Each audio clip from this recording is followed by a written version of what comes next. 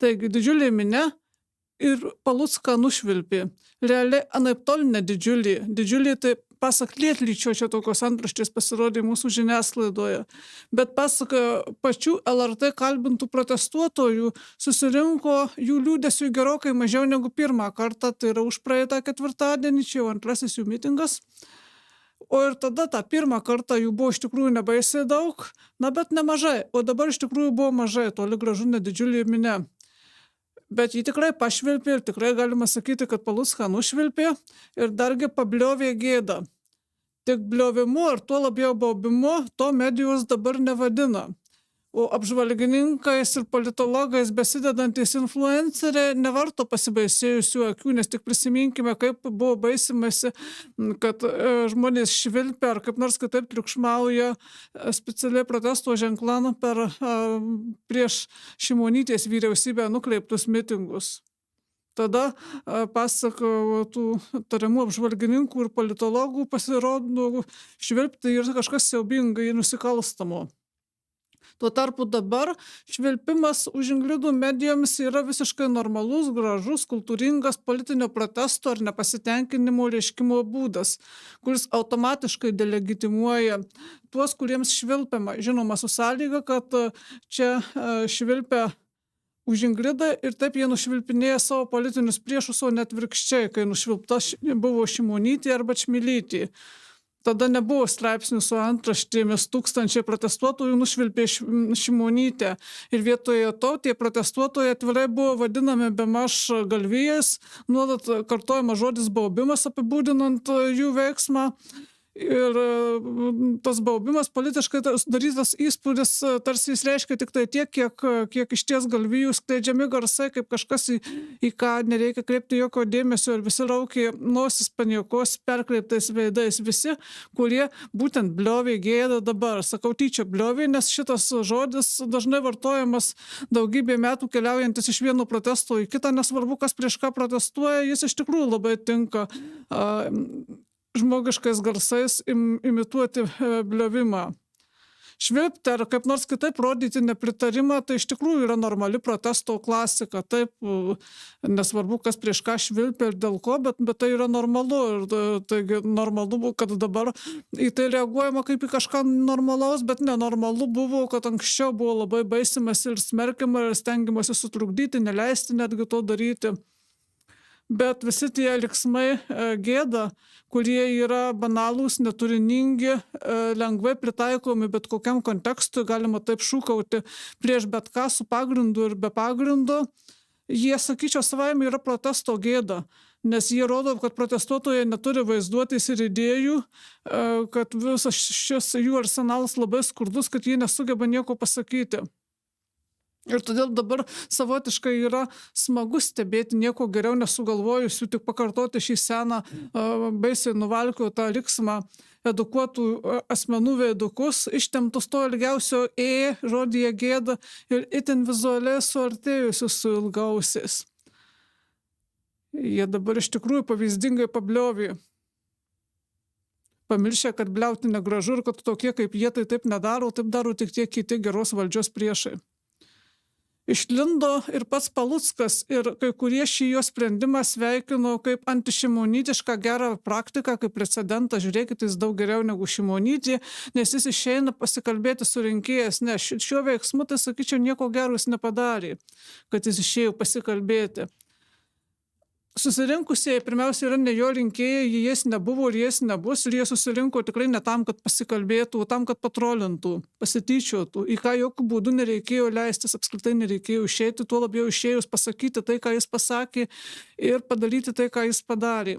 Būtent imti tos teikiamos nuvykusių rožių puokštės, nes pasityčiojimų jie protestuotojai jam ją įteikė, o jis ją paėmė kaip niekur, dargi sugebėjo padėkoti. Ir jis juk išlindo pabendrauti su protestuotojais tikrai ne tam, kad įsiklausytų, nes įsiklausymas čia ką galėtų reikšti, tik tai atsistatydinimą ar valdžios užleidimą už Ingridams, tik tai būtų įsiklausimo, ko aišku jis nedarys, suprantama. Realiai jis išlindo būtent nepabendravimo ir pasikalbėjimo ir įsiklausymų, jis nelabiau gali įsiklausyti, negu Šimonytė galėjo įsiklausyti į protestuotojus prieš ją ir norėjo, bet tik tai tam, kad pabūtų trolinama medžiaga, pademonstruotų savo servilizmą, papataikautų ir pasirodytų tikrai nesąs niekuo geriau už geriausia, kas mums buvo nutikę. Pagrįskime šitą mano įvertinimą jo paties žodžiais pasakytais, išlindus priešais mitingo dalyvius, būtent ką jis pasakė, pacituosiu Palucką. Noriu Jums padėkoti už gražią protesto kultūrą. Prie Seimo įvyko ne vienas protestas, dužo langai, skriejo akmenys į pareigūnus. Tikrai nuoširdžiai dėkoju ir už teritorializuotas akcijas, ir už karštus pasisakymus, ir už griežtus epitetus mano atžvilgiu. Nuoširdžiai apgailestauju, juk paskubėjau su išvadomis dėl pirmojo piketo tikslų, taip ir šiandien matau ne vieną man pažįstamą politinį veidą, tačiau girdėdamas jūsų kalbas, girdėdamas tą nerimą, kurią jūs dalinatės, galiu sąžiningai pasakyti, jog neginčijate rinkimų rezultatų. Citatos pabaiga. Taigi, ką jis čia pasakė, čia yra būtent pataikūniškas įsiteikimas. Jis pirmiausia čia patvirtina, kad jis pritarė anų protestų prieš Šimonytės vyriausybę, kuriuose visi mes dalyvavome, išvadinimui riaušėms, nes jis tyčia kokybiškai palygina šitą dabar susirinkusią minę su ankstesnėmis miniomis susirinkusiomis protestuoti prieš Šimonytės vyriausybę ir palygina anų nenaudą, sakydamas, kad tada atskriejo akmenys į pareigūnus ir taip toliau. Taigi jis taip parodo, kad visiškai pritarė tų anų protestų kriminalizavimui ir jų išvadinimui riaušėmis. Ar bent nekultūringais minios siautėjimais, o čia supraskime labai kultūringi derami protesto veiksmai. Taigi jis patvirtina šito įvertinimu, kad jis nėra jokia opozicija, nesitapatina su ją ir net neapsimetinės ją. Ir todėl iš tikrųjų, kam už Ingridams ginčyti rinkimų rezultatus, jeigu jis nieko kokybiškai nesiskiria nuo jų pačių. Jis tą nori pasignalizuoti jiems išėdamas ir papataikauti.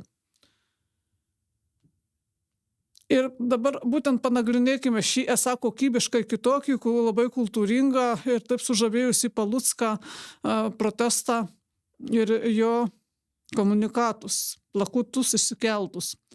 Nes, išties pasirodys, kad už Ingridų protestas pasižymi intelektu, erudicija, sąmojų, aukštą politinę kultūrą, pataikymų į temą ir išmonę, kurios nepalyginsime su visokių tamsių kaimiečių protestais, ar ne?